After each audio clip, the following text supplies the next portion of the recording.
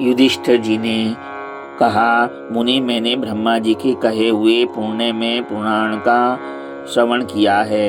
इसमें सैकड़ों, हजारों, लाखों तीर्थों का वर्णन आया है। सभी तीर्थ पुण्यजनक और पवित्र बताए गए हैं तथा सबके द्वारा उत्तम गति की प्राप्ति बताई गई है। पृथ्वी पर नैमिषारण्य और आकाश में पुष्कर तीर्थ पवित्र है। लोक में प्रयाग और कुरुक्षेत्र दोनों को ही विशेष स्थान दिया गया है।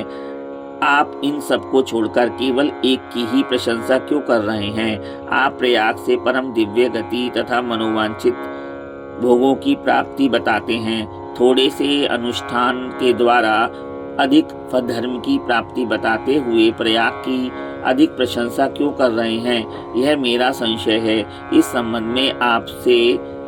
इस संबंध में आपने जैसा देखा और सुना हो उसके अनुसार इस संशय का निवारण कीजिए।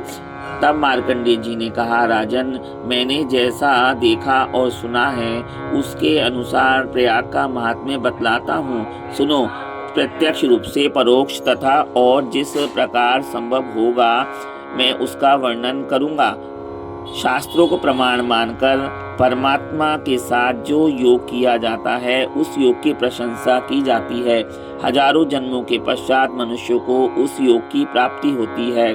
इसी प्रकार सहस्रों युगों में योग की उपलब्धि होती है।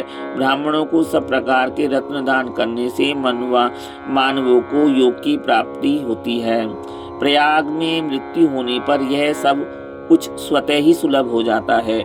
जैसे संपूर्ण भूतों में व्यापक ब्रह्मा की सर्वत्र पूजा होती है, उसी प्रकार संपूर्ण लोकों में विद्वानों द्वारा प्रयाग पूजित होता है।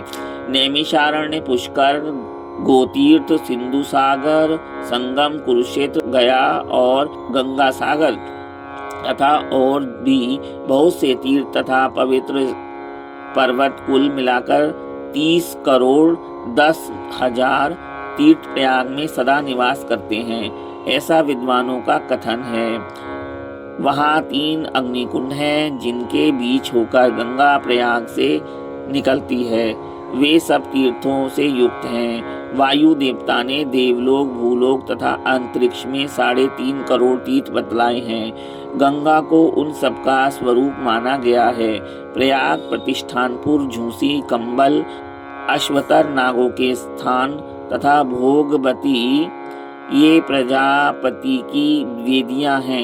युधिष्ठिर, वहाँ देवता, मूर्तिमान, यज्ञ तथा तपस्वी ऋषि रहते और प्रयाग की पूजा करते हैं। प्रयाग का यह महात्म्य धन्य है, यही स्वर्ग प्रदान करने वाला है, यही सेवन करने योग्य है, यही सुख स्वरूप है, यही पुण्य में है, यही सुंदर है और यही परम उत्तम धर्मानुकूल एवं पावन है।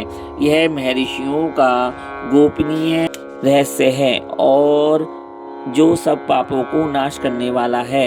इस प्रसंग का पाठ करने वाला द्विज सब प्रकार के पापों से रहित हो जाता है। कुरुनंदन, तुम प्रयाग के तीर्थ में स्नान करो। राजन, तुमने विधि पूर्वक प्रश्न किया था, इसलिए मैंने तुमसे प्रयाग महात्म्य का वर्णन किया है। इसे सुनकर तुमने अपने समस्त पितरों और पितामह का उद्धार कर लिया। इसे सुनकर तुमने अपने समस्त पितामहों का उद्धार कर दिया है। राजन, पुनः प्रयाग का महात्म्य सुनो, जिसे सुनकर मनुष्य सब पापों से निसंदेह मुक्त हो जाता है। गंगा के उत्तर तट पर मानस नामक तीर्थ है। वहाँ 3 रात उपवास करने से समस्त कामनाएं पूर्ण हो जाती हैं।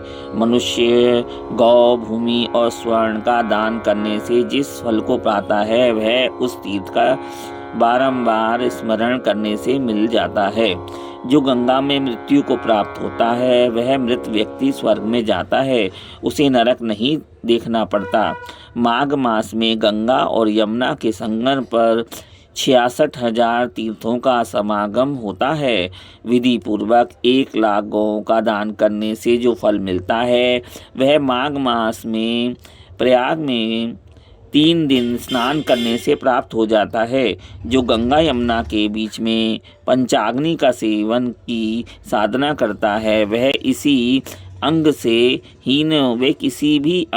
हीन नहीं होता। उसका रोग दूर हो जाता है तथा उसकी पांचों ज्ञानेंद्रियां सबल रहती हैं। इतना ही नहीं, उस मनुष्य के शरीर में जितने रोमकूप होते हैं उतने ही 1000 वर्षों तक वह स्वर्ग में प्रतिष्ठित होता है। यमुना के उत्तर तट पर और प्रयाग के दक्षिण भाग में ऋणमोचन नामक तीर्थ है जो अत्यंत श्रेष्ठ माना गया है। वहाँ एक रात निवास करने से मनुष्य समस्त ऋणों से मुक्त हो जाता है। उसे सूर्य लोक की प्राप्ति होती है तथा वह सदा के लिए ऋण से छूट जाता है। प्रयाग का मंडल 5 योजन विस्तृत है। उसमें प्रवेश करने वाले मनुष्यों को पग पग पर अश्वमेध यज्ञ का फल प्राप्त होता है। जिस मनुष्य की वहाँ मृत्यु होती है वह अपनी पिछली 7 पीढ़ियों को और आगे आने वाली 14 पीढ़ियों को तार देता है। महाराज युधिष्ठिर, यह जानकर प्रयाग के प्रति सदा श्रद्धा रखनी चाहिए। जिसका चित्त पाप से दूषित है, जो अश्रद्धालु है, जिनका चित्त पाप से दूषित है, वे अश्रद्धालु पुरुष उस स्थान को देव निर्मित प्रयाग को नहीं पा सकते। राजन, अब मैं अत्यंत गोपनीय रहस्य की बात बताता हूँ जो सब पापों को नाश करने वाली है। सुनो, जो प्रयाग में इंद्रिय संयम पूर्वक 1 मास तक निवास करता है वह सब पापों से छूट जाता है, ऐसा ब्रह्मा जी का कथन है।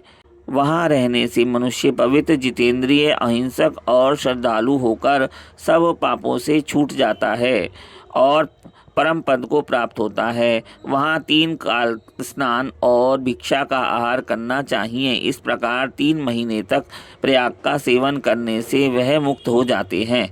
इसमें तनिक भी संदेह नहीं है। तत्व के ज्ञाता युधिष्ठिर, तुम्हारी प्रसन्नता के लिए मैंने धर्मानुसार सनातन गुह्य रहस्य का वर्णन किया है। मार्कंड जी ने कहा, राजन, मैंने जैसा देखा और सुना उसके अनुसार प्रयाग का महात्म्य बताया। और आगे सुनो।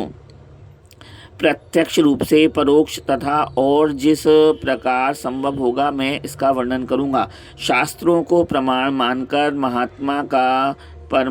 आत्मा का परमात्मा के साथ जो योग किया जाता है उस योग की प्रशंसा की जाती है। हजारों जन्मों के पश्चात मनुष्य को उस योग की प्राप्ति होती है। इसी प्रकार सहस्रों युगों में योग की उपलब्धि होती है। ब्राह्मणों को सब प्रकार से रत्न का दान करने से मानवों को योग की उपलब्धि होती है। प्रयाग में मृत्यु होने पर सब कुछ स्वतः सुलभ हो जाता है। ब्रह्मा, विष्णु, महेश प्रयाग में सदा निवास करते हैं। प्रयाग मंडल का विस्तार 5 योजन 20 कोस है। उपयुक्त देवता पाप कर्मों का निवारण करते हुए उस मंडल की रक्षा के लिए वहाँ मौजूद रहते हैं। अतः प्रयाग में किया हुआ थोड़ा सा पाप भी नरक में गिराने वाला होता है। अर्थात वहाँ पाप नहीं करना चाहिए, पुण्य ही करना चाहिए। सूत जी कहते हैं, युधिष्ठिर, जो सवेरे उठकर इस प्रसंग का पाठ अथवा श्रवण करता है वह पापों से मुक्त होकर विष्णु धाम को जाता है। भगवान वासुदेव बोले, राजा युधिष्ठिर, मैं आपको स्नेहवश कुछ निवेदन करता हूँ, आपको मेरी बात माननी चाहिए। महाराज, प्रतिदिन हमारे साथ प्रयाग का स्मरण करने से स्वयं सनातन लोक को प्राप्त होंगे।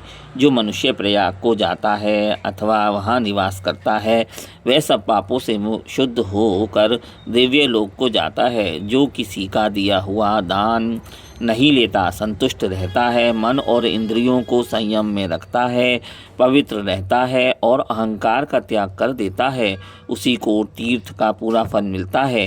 राजेंद्र युधिष्ठिर, जो क्रोधहीन, सत्यवादी, दृढ़तापूर्वक उत्तम व्रत का पालन करने वाला तथा संपूर्ण भूतों में आत्मभाव रखने वाला है, वही तीर्थ के फल का उपभोग कर पाता है। ऋषियों देवताओं ने भी क्रमश यज्ञों का वर्णन किया। महाराज, दरिद्र मनुष्य यज्ञ नहीं कर सकते। यज्ञ में बहुत सामग्री की आवश्यकता होती है। नाना प्रकार की तैयारियां और समारोह करने पड़ते हैं। कहीं कोई धनवान मनुष्य ही भांति भांति के द्रव्यों का उपयोग करके यज्ञ कर सकता है। अतः माघ मास में गंगा स्नान परम पुण्य का साधन होता है। महाराज, अब आप निश्चिंत होकर अकंटक राज्य भोगिए।